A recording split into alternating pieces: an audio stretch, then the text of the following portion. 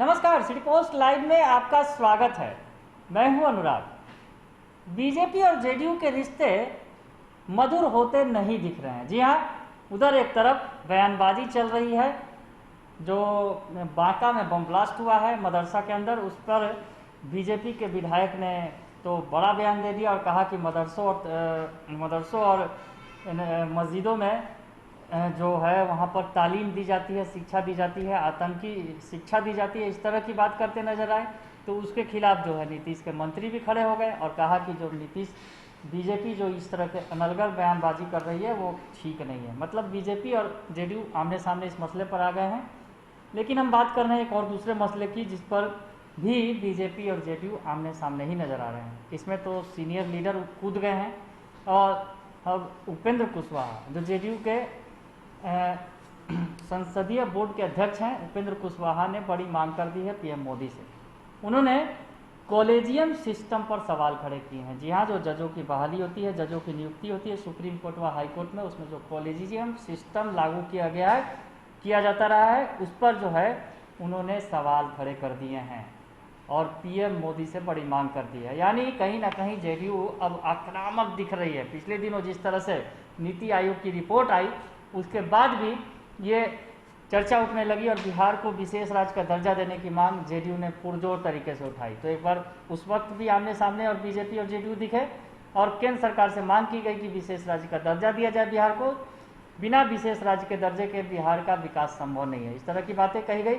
और अब जेडीयू के जो सबसे सीनियर लीडर में से शुमार हैं उपेंद्र कुशवाहा, वो बड़ी बात कर रहे हैं, बड़ा सवाल उठा रहे हैं, बड़ी मांग कर दी है उन्होंने पीएम मोदी से। क्या कुछ उन्होंने ट्वीट में लिखा है हम आपको बताते हैं। वो लिखते हैं, आदरणीय नरेंद्र मोदी जी, जब तक योग्यता की खुली कसौटी पर उच्चतम न्यायालय और उच्च न्यायालयों में जजों की बहाली नहीं होगी, तब तक महिलाओं, पिछड़ों, दलितों, अल्पसंख्यकों, पीड़ितों और गरीब सवर्णों को न्याय कैसे मिलेगा। आगे वो लिखते हैं, न्यायपालिका लोकतंत्र का मजबूत खंभा है, लेकिन वही जजों की नियुक्ति के लिए लोकतांत्रिक व्यवस्था नहीं है।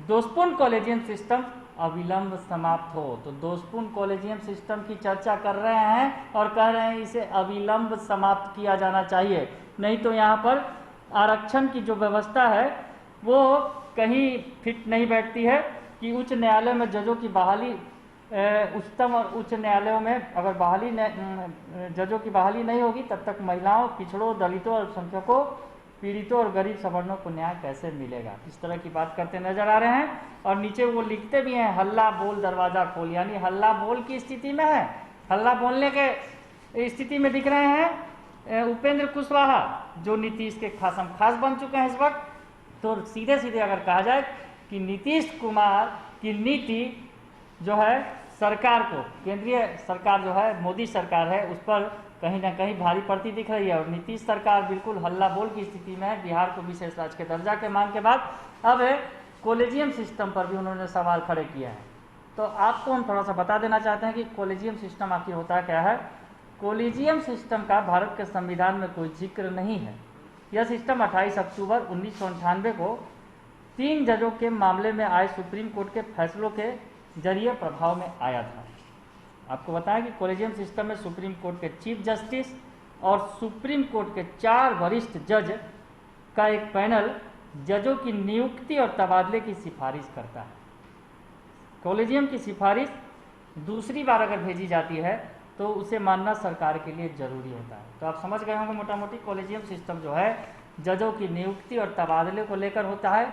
कॉलेजियम सिस्टम में जो सुप्रीम कोर्ट के चीफ जस्टिस होते हैं, उसके अलावा 4 और सीनियर जज शामिल होते हैं। यानी यही मिलकर तय करते हैं कि किसका तबादला किया जाना है और किसकी नियुक्ति की जानी है। आपको बताएं कि सुप्रीम कोर्ट के जो जज हैं वही तय करते हैं, जो चीफ जस्टिस की अगला चीफ जस्टिस कौन होगा, वो सरकार को सिफारिश इसकी भी भेजते हैं। तो ये तमाम जो व्यवस्था है इस पर चोट पहुंचा रही है जेडीयू, और सीधे सीधे कहना है कि जो व्यवस्था है वो सही नहीं है, ये लोकतांत्रिक व्यवस्था नहीं है। तो एक बार फिर जेडीयू ने बीजेपी के लिए मुश्किलें खड़ी कर दी हैं। हालांकि मुश्किलें बीजेपी भी जेडीयू के लिए कम नहीं खड़ी कर रही है, लेकिन जेडीयू जो ये मांग उठाकर कहीं ना कहीं बीजेपी को करारा जवाब देने के मूड में है। बने रहिए सिटी पोस्ट लाइव के साथ। तमाम खबरों से हम आपको अपडेट कराते रहेंगे। फिलहाल के लिए इतना ही, धन्यवाद।